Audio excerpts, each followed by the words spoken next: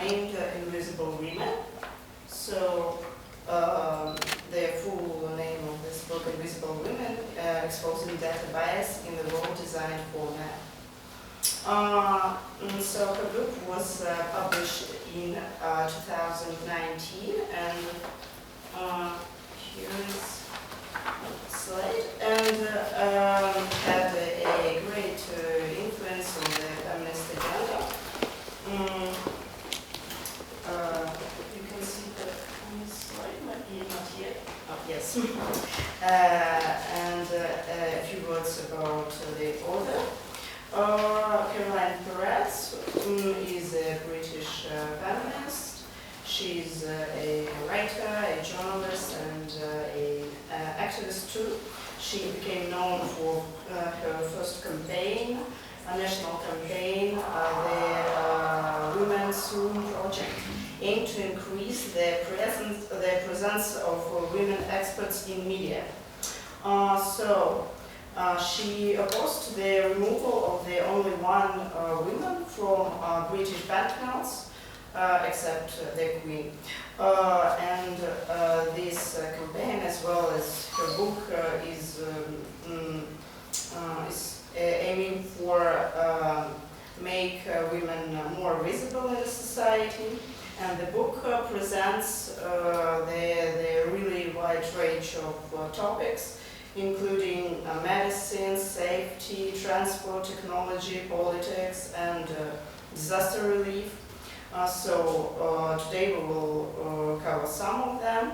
But first, let's say a few words about why is this book, this research has become even more actual today.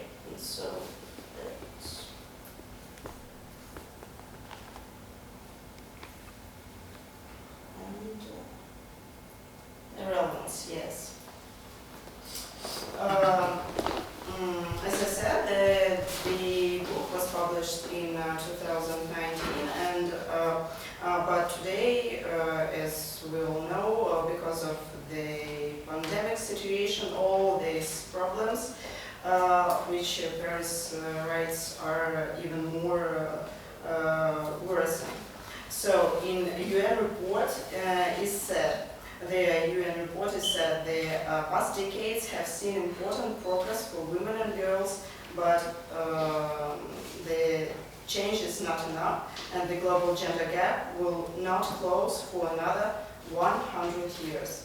So, but according to UN reports, the gender data gap grew in just 12 months during the pandemic.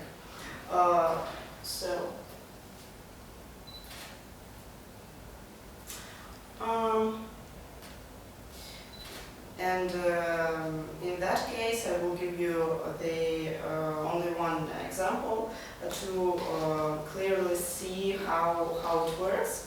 And that example is especially close to me because of it is from academic sphere. And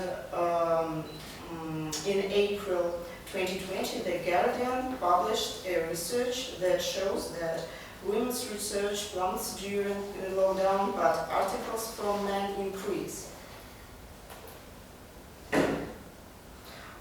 Submissions from men were up almost half in April 2020. So, why it happened? In this case, everything seems to be quite obvious, but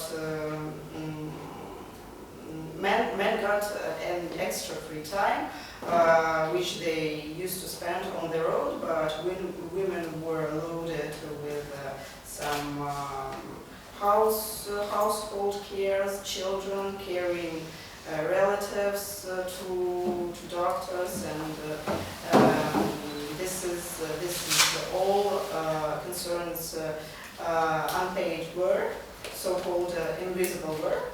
The reasonable question is why does the society still do nothing about it, or is it just convenient?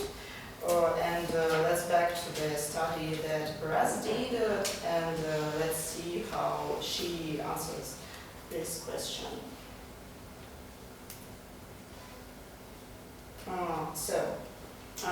The male default. What does it mean?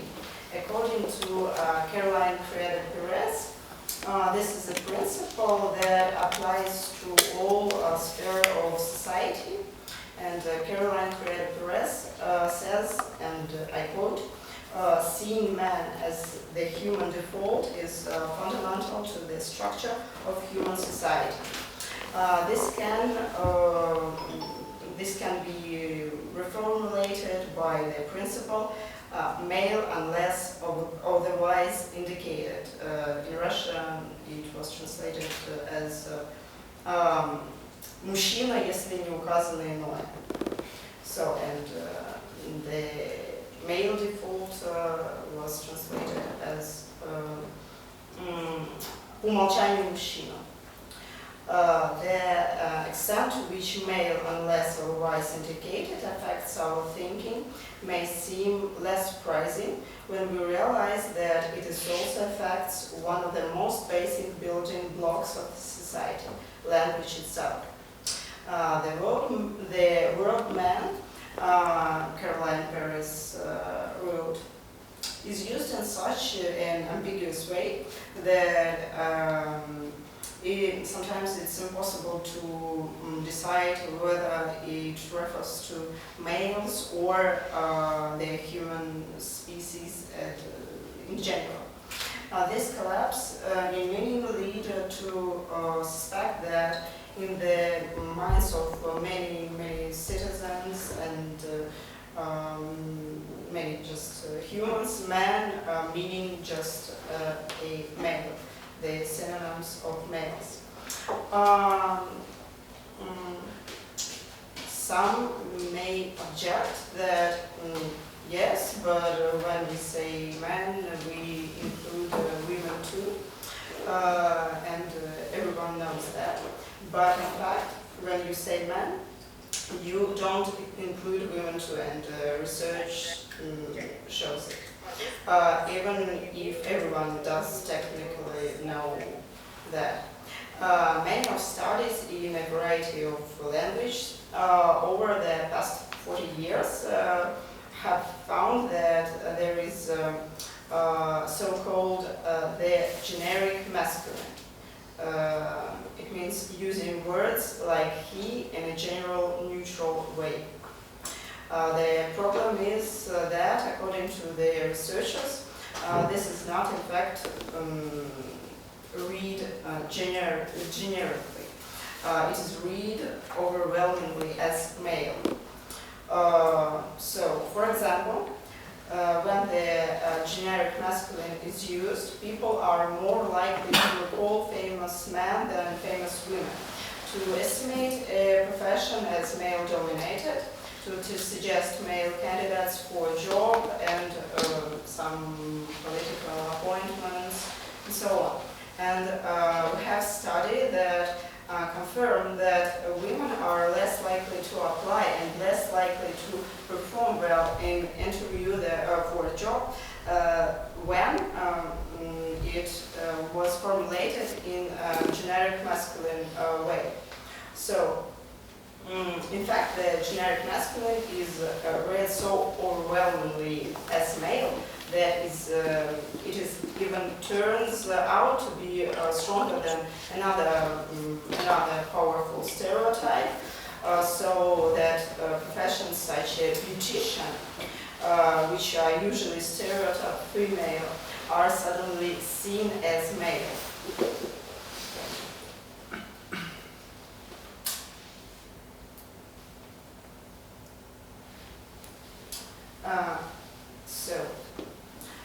The gender data gap. The gender data gap isn't just about silence. These gaps have consequences, and let's talk about them. Medicine, in this area, there is a lot. Medicines are tested on women 1,000 times less than men. Their consequences are destructive in this case, and many safety measures don't account for women's measurements. Women more likely to be underdiagnosed because their symptoms are considered atypical. In all area we have this male bias and the gender data gap. And let's turn to this point. In what sense are women invisible? So the crucial point of this research that Caroline Perez did is the invisibility of women in any calculations. So we live in a world that was technically designed, and the lack of gender data is in any kind of calculations plays a structured role for the female part of the population. And this all happens because of so-called historical male bias. Now we will consider it on 3 cases, more detailed. I choose transport system, medicine, and safety and security system.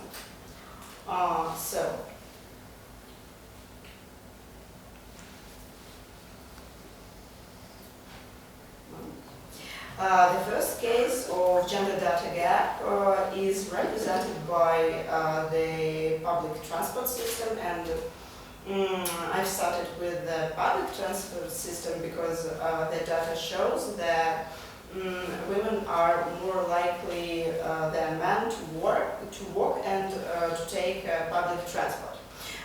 For example, in France, 2/3 of public transport passengers are women. In Philadelphia and Chicago and in the US, the figure is 64% and 62% respectively. Meanwhile, men around the world are more likely to drive, and if a household owns a car, it's the men who dominate access to it. Even in Sweden, this gap has economic reasons, and as well as pressure of stereotypes around women driving. For example, in Russia, the number of female drivers in large city is around 20%, and I said in large cities. In this way, society overlooks such things as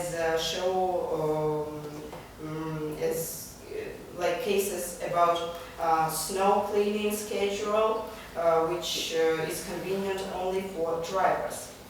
And data shows that Sweden has been collecting gender-separated data on hospital for injuries. And majority of people who got injuries of this snow schedule are women. But it's also about why men and women travel. Men are more likely to have a simple travel pattern, twice daily and in and out of town. But women's travel patterns tend to be more complicated, more sophisticated. Women do 75% of world's unpaid care work, and this affects their travel patterns and their travel needs. Typical female travel patterns involve, for example, dropping children off at school before going to work, taking a relative to the doctor and going to the grocery shopping, or on the way home. This is called trip chaining, a travel pattern of several small trips which are connected. But engineers and technologists who develop a transport system focus mostly on mobility related to employment. A US report shows that urban transport consider male travel pattern as standard.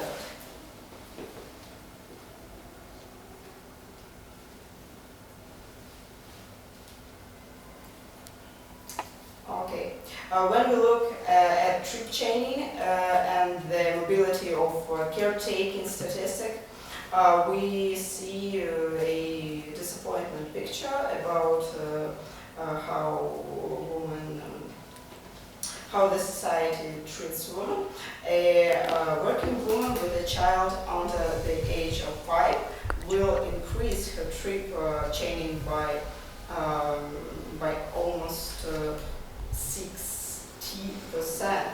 A working man in the same position will only increase his by 19. So why is this happening?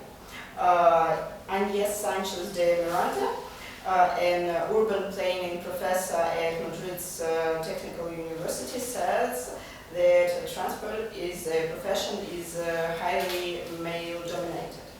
One of the biggest time drain for women is escorting kids to school, to doctors, to some extra activities.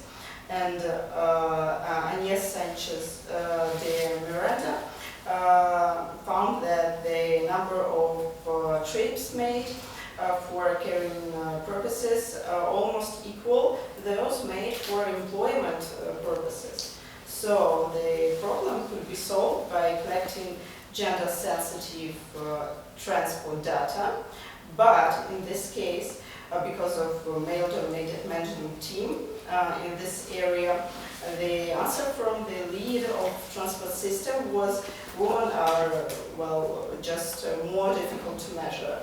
So women have much more complicated travel patterns, so complicated creatures.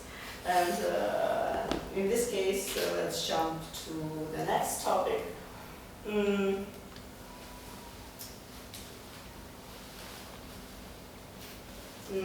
Male unless otherwise indicated approach in medicine. This case shows that even medicine is full of male-based research. And this is especially dramatic since many consider medicine as considered to be an objective knowledge. So, but unfortunately, the representation of the male body as the human body persists. A 2018 analysis of French of textbook recommended by 20 of the most privileged universities in Europe, the United States and Canada, revealed that across almost 20,000 images, male bodies were used 3 times as often as female bodies to illustrate neutral part of the body. So what does it lead to? When it comes to heart attack, many of us most likely think of man in his middle age, maybe possibly overweight, but indeed, heart disease seems to be not so male thing. This stereotype is misleading. A recent research of data from 20 million people from North America, Europe, Asia, Australia found that women have lower economic background, are 25% more likely to suffer a heart attack than men in the same position. In 2016, the American Heart Association also raised concern about a number of risk prediction models commonly used because they were developed as at least a two-thirds male. The performance of this risk models in women is not well established. So perhaps the greatest contribution to the number of women dying following a heart attack is their heart attack are simply being missed by the doctors. Research from the UK has found that women have the half more likely to be misdiagnosed following a heart attack. This is partly because women often don't have the so-called Hollywood heart attack, as it's known in medical circles. Women may in fact have heart attack without any chest pain, and instead they may have stomach pain, breathlessness, nausea, and fatigue. So these symptoms are often referred to as atypical. And besides, treatment is only carried out at the 24 hours heart attack centers. And as a result, 75% of those who receive this treatment are men. So let's move to another topic.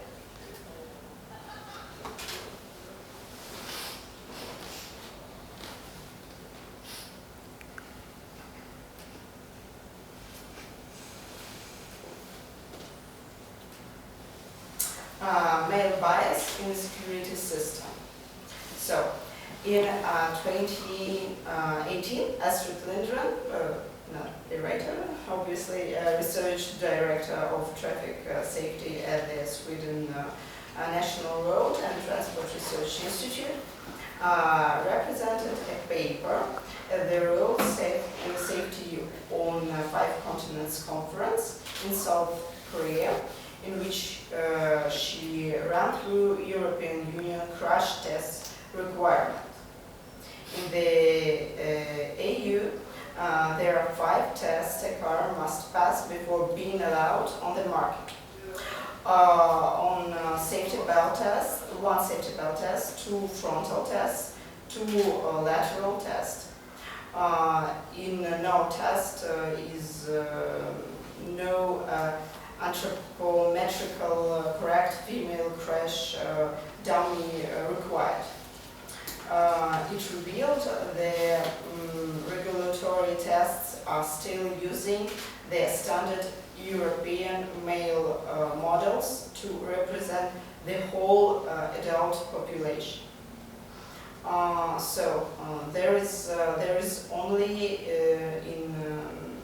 in EU regulatory test that requires that is called standard female model, which is meant to represent the male population. But there are a number of gender data here.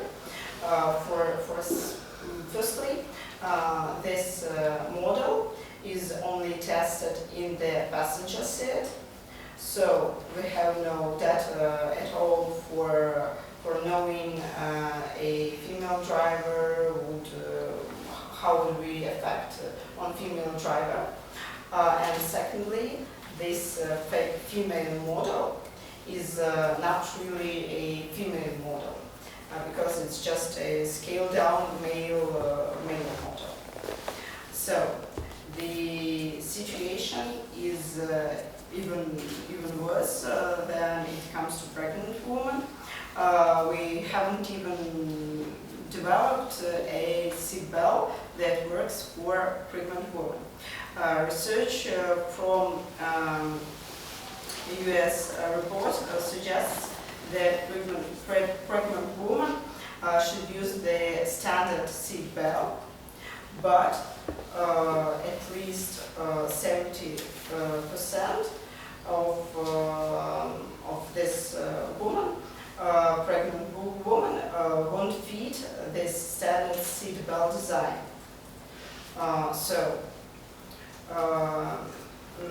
What is the crucial point of all of those cases? Caroline Perez said, and I quote, one of the most important things to say about the gender data gap is that it is not generally malicious or even deliberate. So when we talk about gender data gap, we talk about just not seeing and not thinking.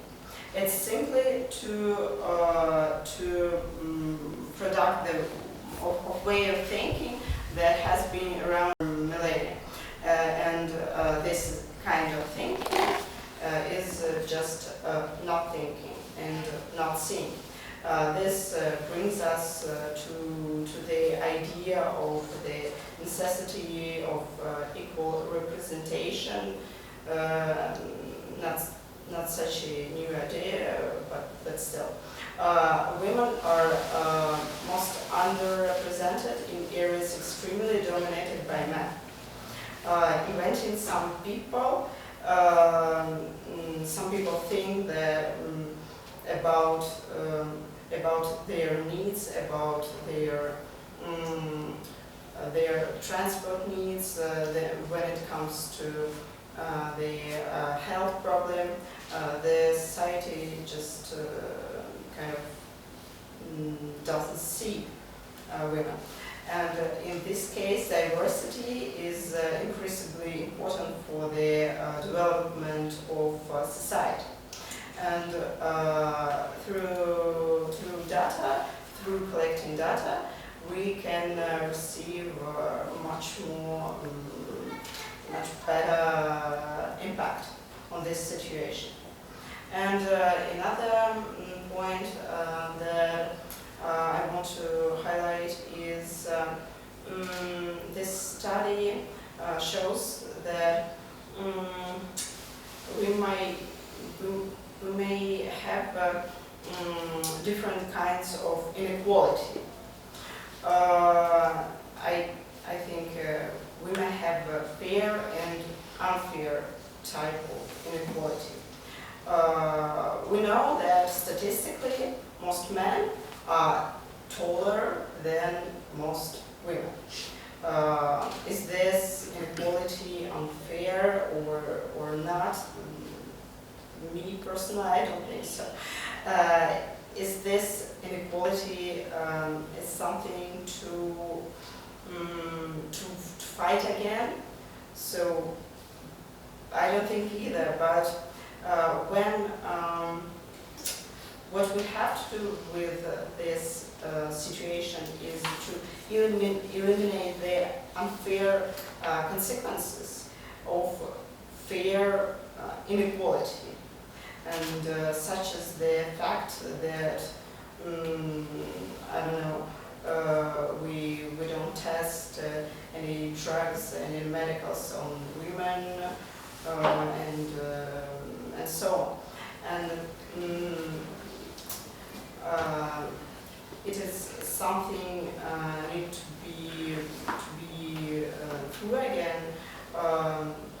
This situation around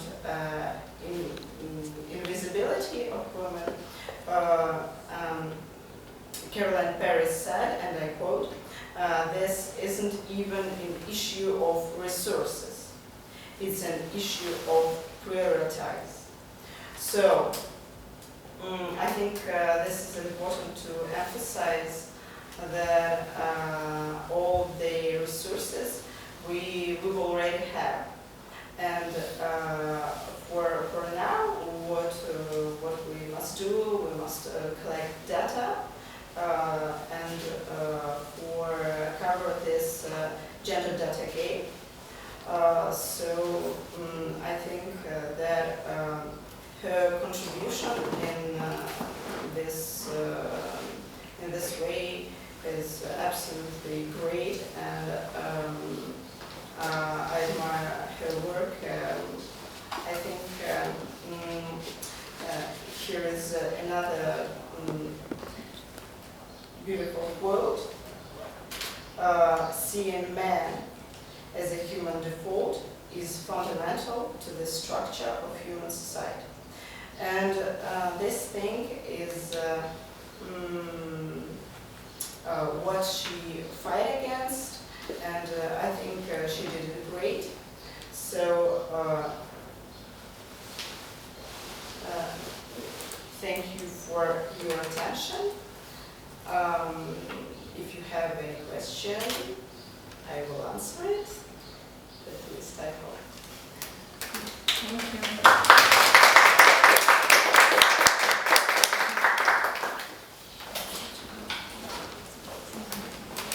I have a question. Great presentation, by the way. So the question is, in these various domains or areas that you spoke about the inequality of the genders, are there any movements or organizations doing anything about that to right that wrong in any of the areas that you talked about? Yes, there is an organization participated by Caroline Perez, and the name of this organization is the Women's Room, and there are other organizations called Women's Choice, Women's Way, and Women and Security Systems. So in every area we can find this type of organization. Thank you. Yeah, I do have a question about solutions too. I think the problems stated are clear, but well, I can imagine that it's much easier nowadays to collect data, especially regarding the transport with existing online maps. But still, as we all know, people are really hesitant to soak up any new information. So, are there any? Well, my question is: are you aware of any silent approaches to? approaches. Yeah. What do you mean by silent Well, approaches? what I mean is there any solutions taken that people, well, an average people are unaware of, but they're still solving the problem? The problem is all this type of problems are some kind of overlapping, and if we have any solution in the transport system that refers us to another problem in the, I don't know what system, but I don't know, silent solution, an invisible solution, maybe.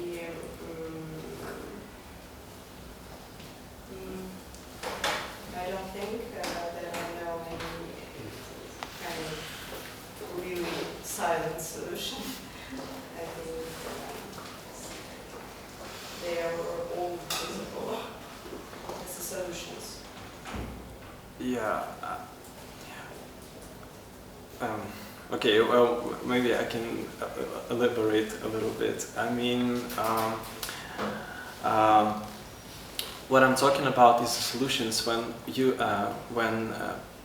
people with power, well, they take some directions that seem like something ordinary for average people, but they're still solving the problem. Like, well, for example, women's rooms. I mean, it's like a usual thing right now. No one is complaining about the existing of these rooms. but the way they were implemented.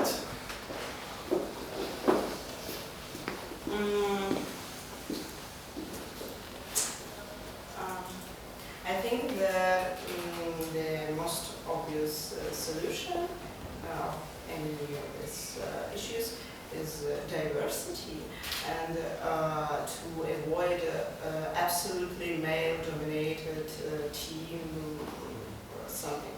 So I don't know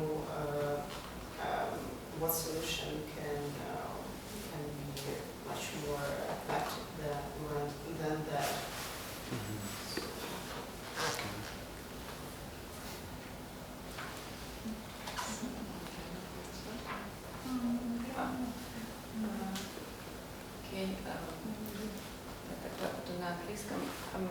There is always this thing that when you do a feminist critique, that there are spheres or domains that are mainly dominated by males.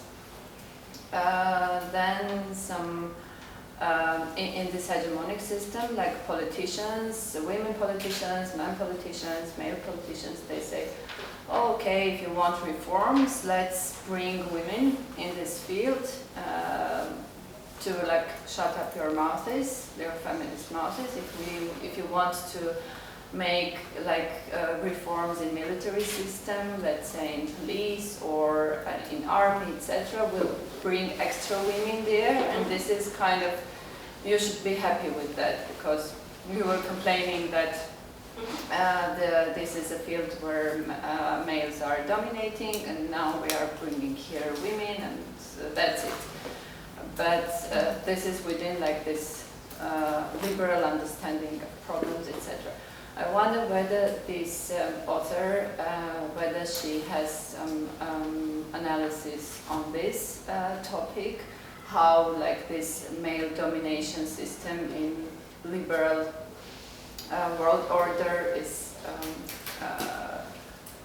related, whether she has kind of critique to this or elaboration on this, whether her book kind of approaches this question, or this is only, not only but mainly like data-based critique or data-based analysis of various domains. No, as I said, she's an activist too. So she suggested any type of, for example, gender quotation, and I think it's great because even it is considered to be fake, as you said. So it creates a role model for another women. So in any case, it will be great. And as a feminist activist, she was threatened. She was really, she got online harassment because I don't know because of so her first national campaign was about visibility of women in the media, and she became famous after that. So she's a vegan, and she also into this agenda. So yes, she's totally in activism too.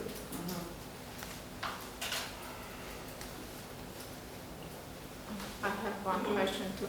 Is there any correlation based on this research, or maybe you know more also from other sources, between who is gathering the data and the actually content of the data? Because if it's, for example, men who are collecting this data, most probably they will eliminate also women's or other, others' voices. So is there anything about that? Who decides what kind of data to collect and who is the collector? Yes, we need a research or researchers. Yes, indeed, this is a crucial point of research about who collects the data. And in a transport system, which is absolutely dominated by mail, the data was collected by mail community until I don't know, until 2019 until 2015 in almost countries around Europe, in Britain, because she's British feminist. So, for example, this case shows that your question is totally irrelevant. So. Thank